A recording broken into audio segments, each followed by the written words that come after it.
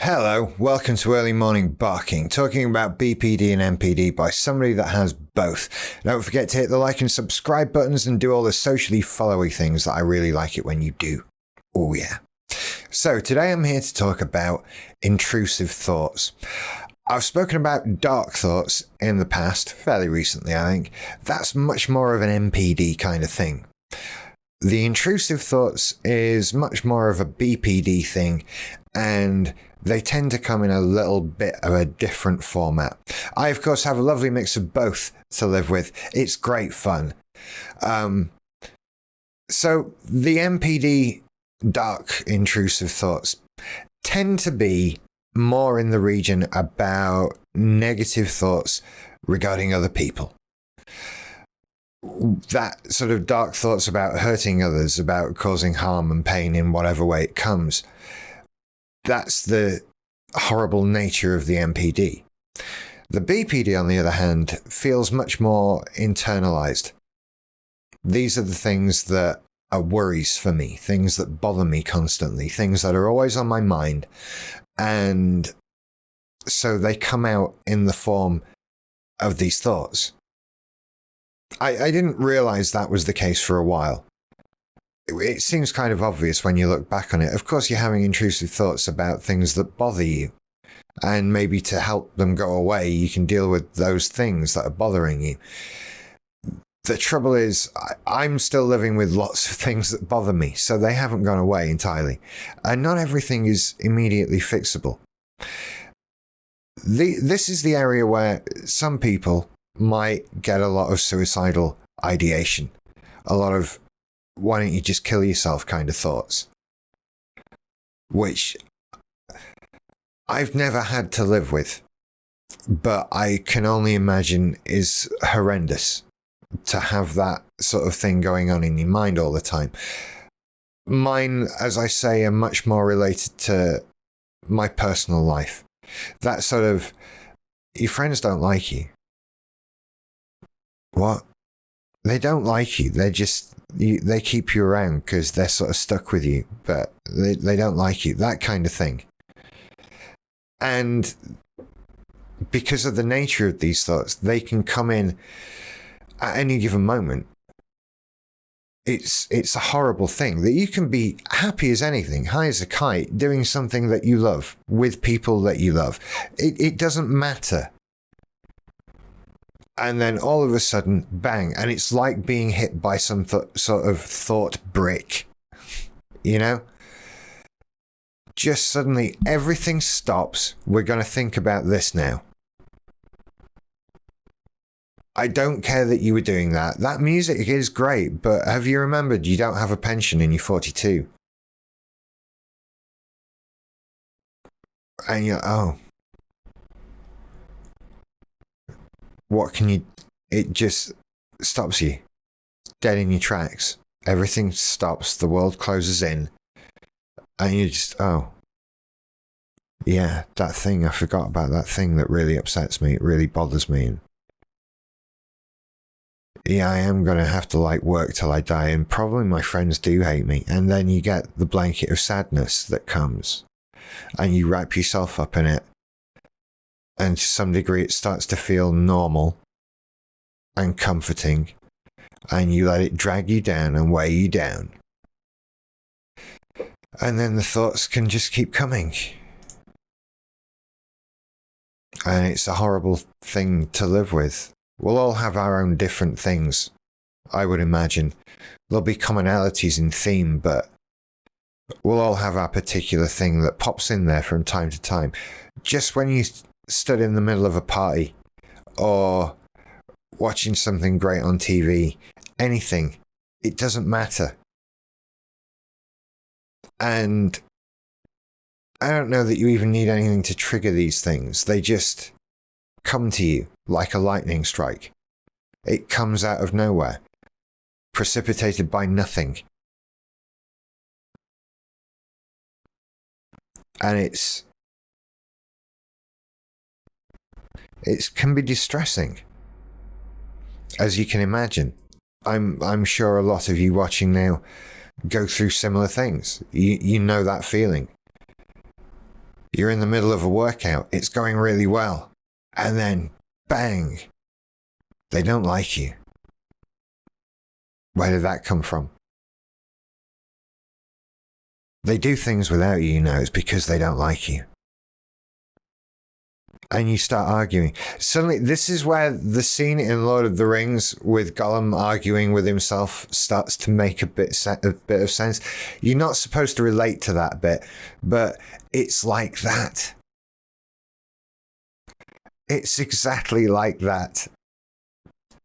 And that whole conversation that takes place happens in your head. It really does. And it's... I don't know if it's scarier as an idea than hearing a different voice in your head. When it's... Because it's the voice that you hear, the thoughts, it's done in your own internal monologue, right? It sounds like you. And suddenly your voice tells you this thing. And I can't imagine if it would be more or less disturbing if it was a different voice. I don't know if that matters. I'm just getting lost in my own head here. But it's a scary thing. And it's... Because it can come from nowhere and because it just stops everything, you sort of get trained to perhaps expect this. And it stops you relaxing. It stops you having fun and being happy. Because you're trained to think that at any given moment, this thought bolt is going to land in your brain. A thought bolt. Let's put that on a t-shirt. And I can remember many times in my life, when I've been on nights out, all kinds of things, and just being stopped dead in my tracks. Regardless of the level of intoxication I was in at the time. And without going into detail, assume some serious levels of intoxication. And I'm being purposefully vague. So I've kind of experimented enough to know that these thoughts just keep coming. And I've come to the conclusion that there are actually things I can do about it. Some of these things have already started to go away. Because they were things based on worries that I had that I've dealt with. So, for example, I went through a long years of not being able to open the mail because there were things coming in the mail that were going to cause me stress and upset and worry and that sort of thing. And I've very recently been able to get to a point where all of those things are in some way sorted out. They're all dealt with. I know what's happening with them. And so I know they aren't coming in the mail anymore. I don't have that apprehension.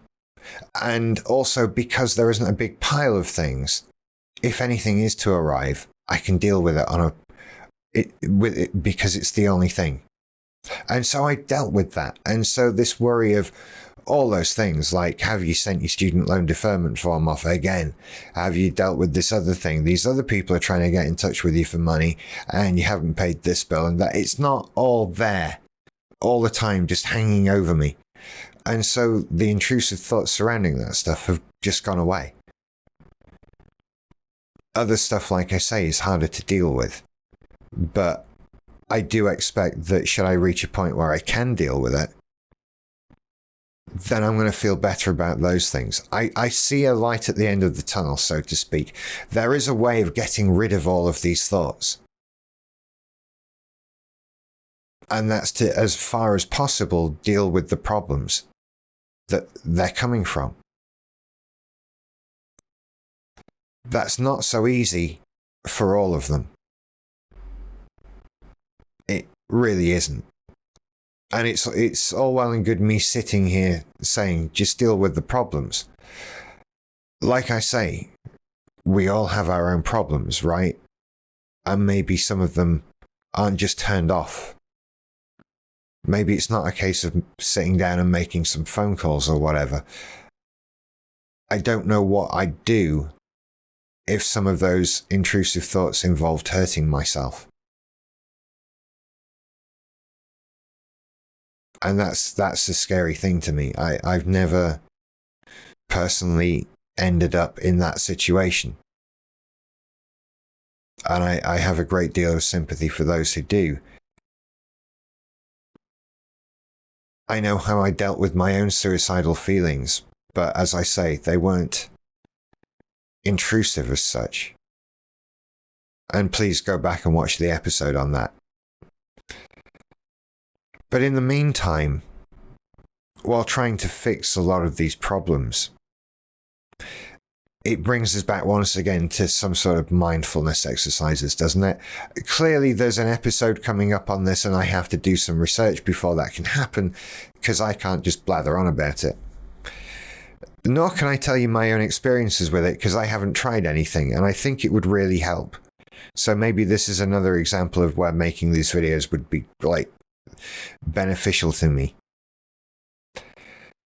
But I think that being able to focus away from those thoughts, to center myself, to think about something else, and to say no thank you to them, is a skill of great importance in dealing with this.